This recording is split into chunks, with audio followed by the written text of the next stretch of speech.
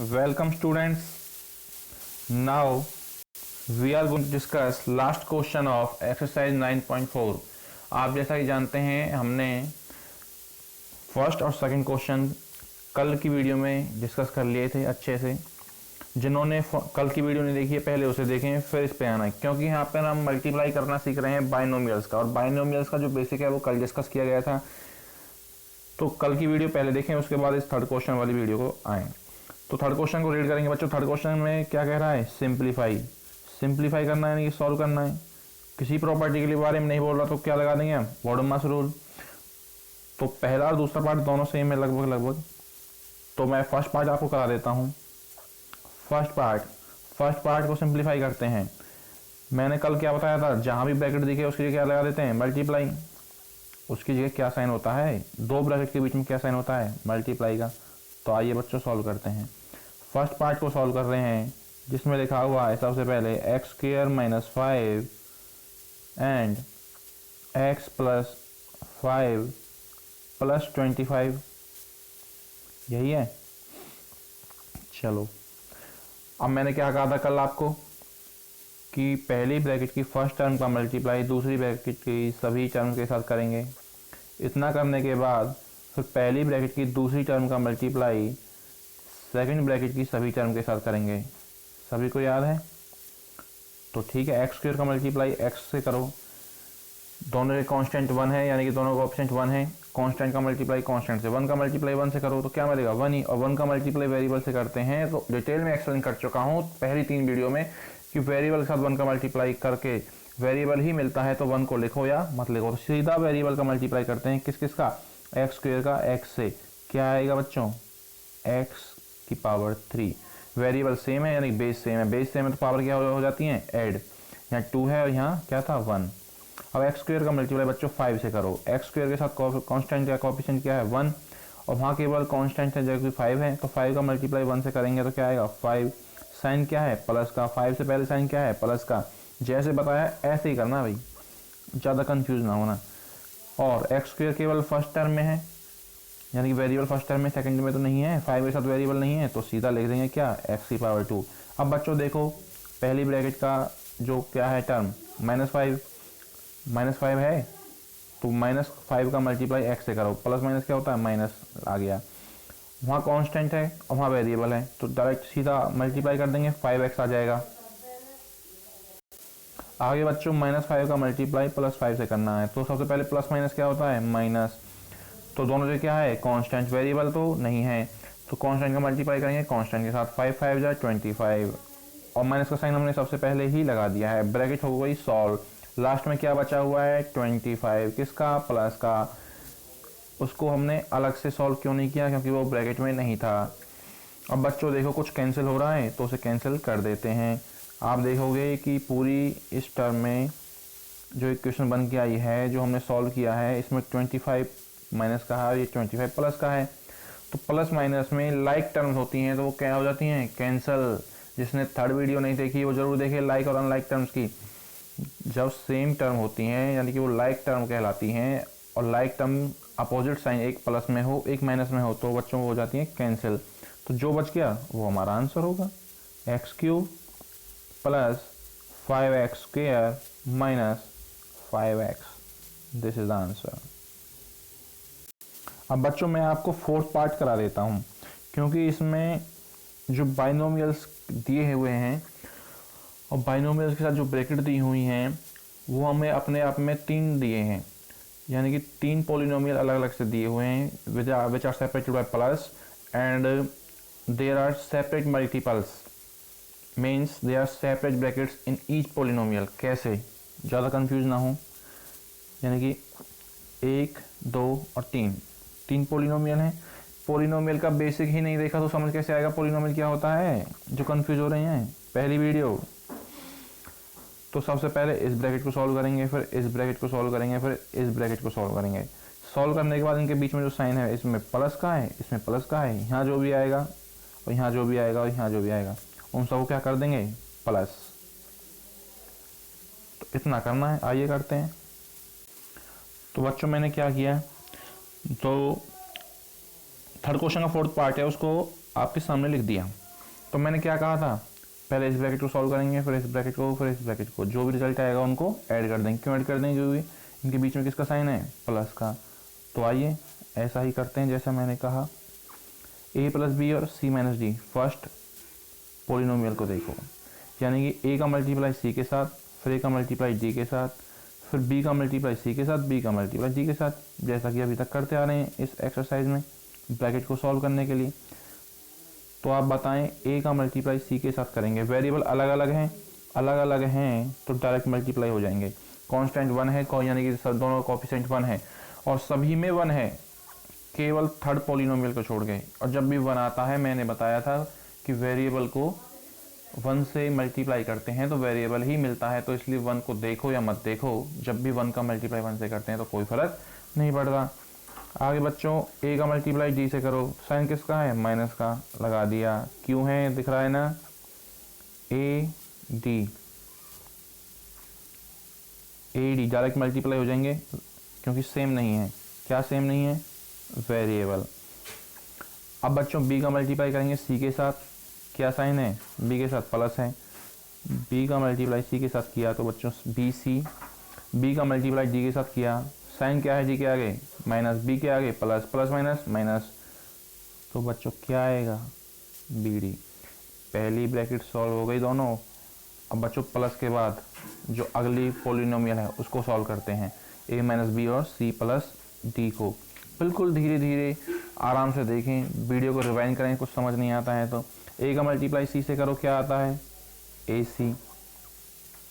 ए का multiply D के साथ करो, क्या आएगा, ए डी। आगे बच्चों बी का मल्टीप्लाई सी से करेंगे तो प्लस माइनस क्या हो जाएगा, माइनस, माइनस साइन है, this is B C. Next B का मल्टीप्लाई डी से, प्लस माइनस माइनस, क्या आ जाएगा, बी डी। सेकंड ब्रैकेट भी सॉल्व हो गई। अब थर्ड पॉलिनोमियल यानी कि लास्ट को सॉल्व करते हैं। बाहर क्या है, 2। याद है 9.2 में क्या था, 9.3 में क्या था, एक सिंगल टर्म बाहर होती थी यानी कि मोनोमियल, और अंदर क्या होता था, बाइनोमियल। तो 2 का मल्टीप्लाई ए सी प्लस बी डी से करेंगे। बाहर है 2 का मल्टीप्लाई अंदर वाले ए सी और बी डी से करो, प्लस 2ac प्लस 2bd। अब बताओ कुछ कैंसिल हो रहा है क्या नहीं हो रहा। देखो बच्चों, आपको दिखाई दे रहा होगा, यहाँ बी सी प्लस का है, यहाँ बी सी माइनस का है, सेम टर्म प्लस या माइनस में मिल जाएं तो हो जाती हैं कैंसिल। अब एक और चीज़ ध्यान से देखना, बिल्कुल ध्यान से, यहाँ बी डी है माइनस में, ये बी डी है माइनस में, एक बी डी माइनस का ये रहा, एक बी डी माइनस का ये रहा, तो कितने हो गए, 2 बी डी हो गई, किस में, माइनस में। और एक बी डी ये रहा, एक है, 2 हैं, किस में है, प्लस में। तो -2bd है और +2bd है, कैंसिल हो जाएंगे सभी के सभी, यस या नो। अगले स्टेप में करना है बिल्कुल, लेकिन यहाँ स्पेस की कमी की होने की वजह से मैं इस तरीके से करा रहा हूँ। यानी कि bd माइनस का क्या आया था, -2bd और +2bd से ये कैंसिल हो जाएगा। तो बच्चों मैं इसे पहले वाले स्टेप में ही कैंसिल कर रहा हूँ, लेकिन आपको PDF लिंक में अलग अलग सॉल्व करना है जैसा कि मैंने कराया हुआ है, और फेयर में उसी तरीके से करना है। तो इस BD से ये BD यानी कि -2bd कैंसिल कर देगा +2bd को। अब बताओ क्या बचा आपके पास भाई, एक और देखो, ये AD माइनस का, ये AD प्लस का, ये भी तो कैंसिल हो गए। अब केवल AC बच रहा है, एक AC ये रहा प्लस का, एक AC ये रहा प्लस का, और 2 AC ये रहे प्लस के। तो 1 + 1 2, 2 + 2 4, क्या मिल जाएगा आपको, 4AC। कितना, 4AC, and this is your answer.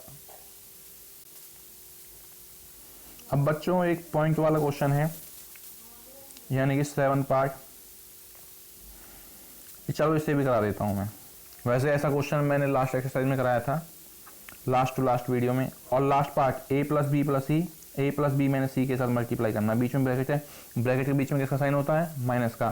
तो इस a का मल्टीप्लाई पहले a के साथ, b के साथ, फिर -c के साथ, फिर b का मल्टीप्लाई इन सभी के साथ, फिर +c का मल्टीप्लाई इन सभी के साथ। कहीं कोई प्रॉब्लम आए तो आप मुझसे पूछ सकते हैं। अब मैं कराने जा रहा हूं आपको 7 पार्ट, ये वाला। तो बच्चों पहली ब्रैकेट का फर्स्ट टर्म क्या है, 1.5x इसका मल्टीप्लाई 1.5 के साथ, 4y के साथ, फिर 3y के साथ, इतना करेंगे।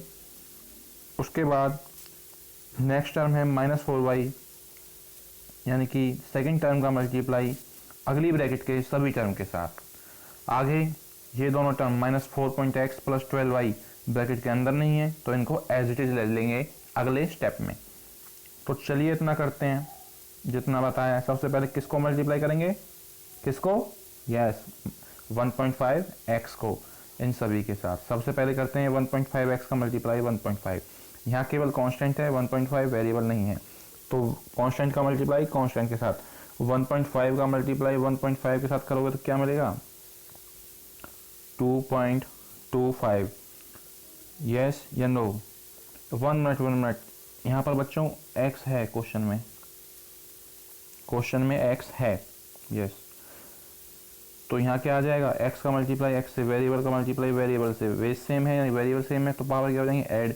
दोनों पे पावर क्या है, कुछ भी नहीं दिए तो 1 है, तो 1 + 1 2।